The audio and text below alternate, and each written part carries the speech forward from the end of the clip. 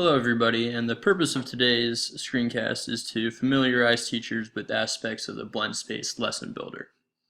So Blendspace is a lesson creator site that allows you to upload a lot of different media to pretty much one section, and it allows you to share that link with either teachers or students. So as I scroll down here to the bottom, it gives you a brief idea of how teachers use Blendspace for ideas like flipping the classroom, project-based learning, differentiating instruction, and it also shows you a bunch of different media that you can upload to the specific lessons.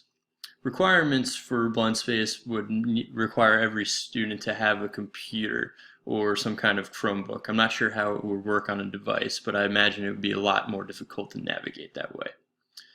So what I'm going to do now is kind of take you through how to create a lesson on Blendspace. So I already have an account set up, and it's a free account, so you don't have to worry about anything like that. But here I've started making a lesson for my robotics class. So in this class they'll be researching different ways that robotic engineering is incorporated into different fields. So for this specific lesson, I'm putting a bunch of different links on all in one place on a Blendspace. So for instance, say I need to incorporate this link here into one of the Blendspaces. So go ahead, click on the link, and I can just copy the link, go back to my Blendspace, go over here to the hyperlink option or insert web page, and I click on that and I just paste the web page in there. Unfortunately, no results came back from this one. Sometimes the Blendspace won't pick up either the website or the website is just not working anymore. So I'm going to try a different link, and I hit search, and this time it pops up. So all I need to do is just drag the link over into the box right here, and it'll load a little screenshot of the page, and then you can also alter the description here. So for instance, maybe I want to get rid of the front of this, or maybe I also want to add a description for it. So if I'm trying to differentiate between these links, maybe I want to say that this link is easier to read and not as long.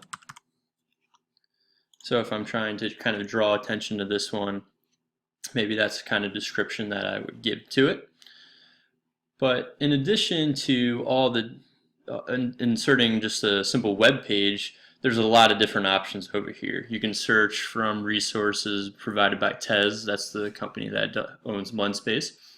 And then you can also search YouTube, search for images on Google, search Flickr, Guru, these are image sites. Upload your own media file or take it from a Dropbox, from Google Drive, or you can even pull up stuff from the Common Core standards. So now let's talk about some of the advantages of Blendspace. As I mentioned before, there's lots of applications for it, like flipped classroom, project-based learning, and differentiating instruction.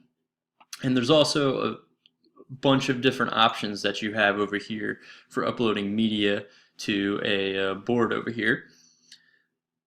It also puts all things related to a concept in one place. So if you're teaching something and you want to keep track of all the links or whatever you've used from the internet, you can keep it all in one place on a Blendspace, and you can always keep adding rows and making it bigger, although it tends to get a little bit overwhelming once you pass like 9.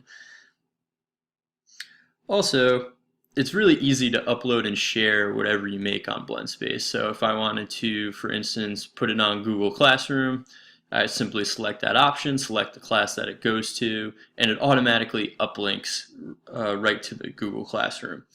But you can also just take the lesson link, for instance, and just copy that and paste it wherever you want to post a link to the Blendspace. And also, students can also make accounts on Blendspace too to also present something. Some of the disadvantages are that it requires computer access with every student, so it might not be feasible in some cases if you don't have access to computers.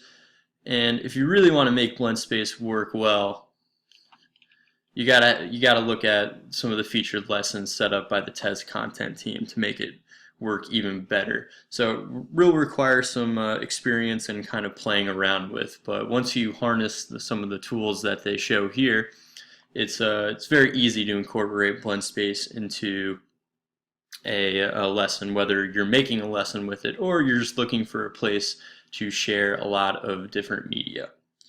So that's Blendspace in a nutshell. If you have any other questions, I highly recommend checking out some of the links that they have.